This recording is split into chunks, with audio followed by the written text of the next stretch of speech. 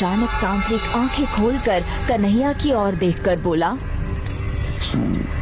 तुम तो इस दुनिया के नहीं हो, तुम यहाँ पर कैसे आए? वो सब छोड़ो, पहले ये बताओ कि तुम कौन हो और तुम ऐसा क्यों कर रहे हो?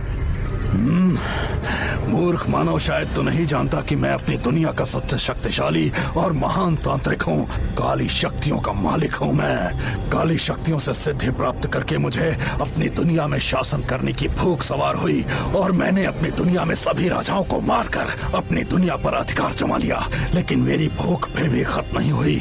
अब मैं दूसरी दुनिया पर भी शासन करना चाहता हूँ। जब मेरी नजर पृथ्वी पर पड़ी तो पृथ्वी को देखकर मेरी आंखें आश्चर्य से फटी की फटी रह गईं। मैंने कई ग्रह देखे, लेकिन पृथ्वी जैसा सुंदर ग्रह मैंने कहीं नहीं देखा। जब मैंने अपनी इच्छा शैतान को बताई तो उसने मुझसे कहा कि तुझे पृथ्वी के ही बच्चों की मुझे बलि चढ़ानी होगी। इसलिए मैंने तेरे राज्य के सभी बच्चों का अपनी काली शक्ति और जादू के लिए अपहरण कर लिया और आज रात मैं उनकी बलि चढ़ाकर तेरी पृथ्वी में प्रवेश कर जाऊंगा और फिर पृथ्वी पर भी कब्जा कर लूंगा। और ये तब ही संभव हो पाएगा जब तू जीवित रहेगा। कन्हैया की बात सुनकर तांत्रिक बुरी तरह से क्रोधित हो गया। तू मुझे जानता नहीं कि मैं कितना शक्तिशाली हूँ। तांत्रिक की बात सुनकर कन्हैया ने अपनी तलवार निकाल ली। तभी कन्हैया की जेब से एक इंसानी आवाज आई, जिसमें उसने राजगुरु द्वारा दी गई मिट्टी रखी थी। तुम इसका मुकाबला तलवार से नहीं कर सकते कन्हैया। इस मिट्टी को इसकी आंखों के ऊपर फेंक दो। मिट्टी आंखों के ऊपर गिरते ही इसकी जादुई शक्तियाँ कुछ समय के लिए समाप्त हो जाएंगी और ये बेहोश हो जाएगा। इसके बेहोश होने के बाद तुम इसे तुरंत अपने संसार में ले जाना।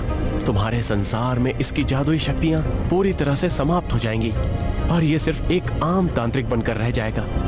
कन्हैया ने बड़ी फुर्ती से अपनी जेब से मिट्टी निकालकर तांत्रिक की आंखों में फेंक दी।